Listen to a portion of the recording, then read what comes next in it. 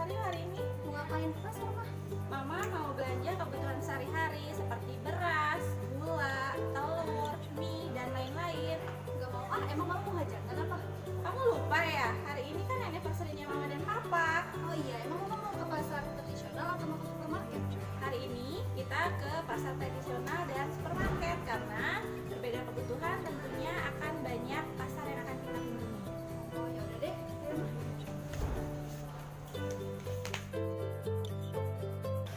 Assalamualaikum warahmatullahi wabarakatuh.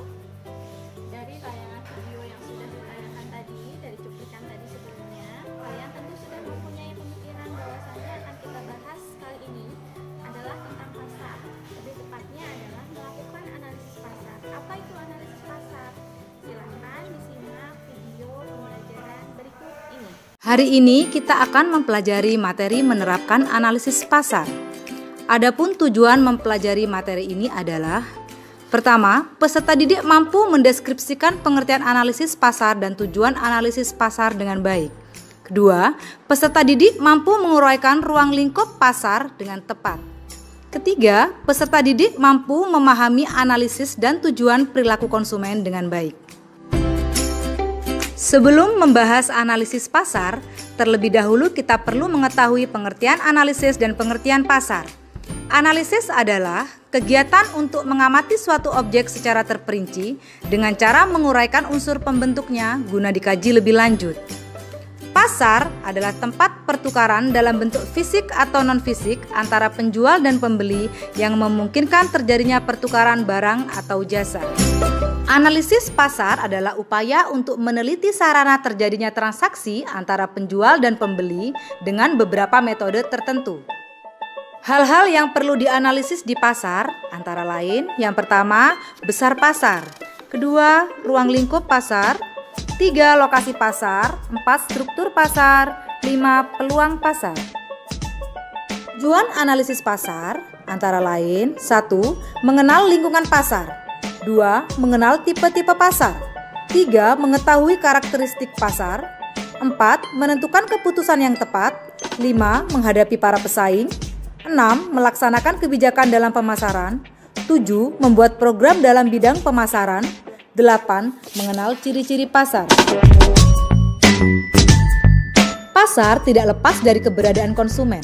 Setiap produk memiliki pasar atau konsumennya masing-masing. Ketika melakukan analisis perilaku konsumen, perusahaan terlebih dahulu harus memahami kebutuhan dan keinginan konsumen.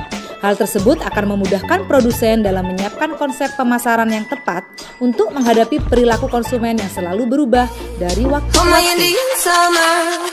Ruang lingkup analisis pasar mencakup permasalahan mengenai: 1, produk yang dipasarkan; 2, lokasi, sifat dan karakteristik pasar; 3, organisasi pembelian; 4, kegiatan pembelian; 5, perkembangan pembelian; 6, perusahaan pesaing; 7, pola pembelian.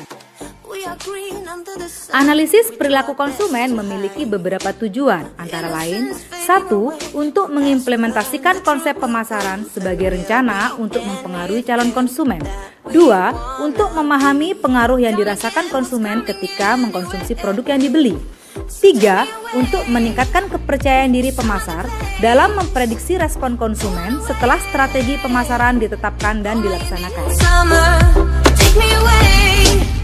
Macam-macam perilaku konsumen.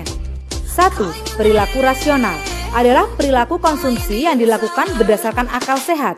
Ciri-cirinya: mengkonsumsi produk yang harganya sesuai kemampuan, mengkonsumsi produk yang kualitasnya terjamin, mengkonsumsi produk yang benar-benar dibutuhkan, mengkonsumsi produk yang mampu memberikan kegunaan optimal. 2, perilaku irasional adalah perilaku konsumsi yang dilakukan dengan tidak berdasarkan pada pertimbangan yang baik. Ciri-cirinya adalah membeli karena tertarik pada merek, membeli karena ikut-ikutan atau demonstration effect, membeli karena tertarik pada iklan dan promosi di media cetak maupun elektronik, membeli karena ada potongan harga dari suatu produk, membeli karena ingin mempertahankan gengsi, membeli karena adanya bonus pembelian.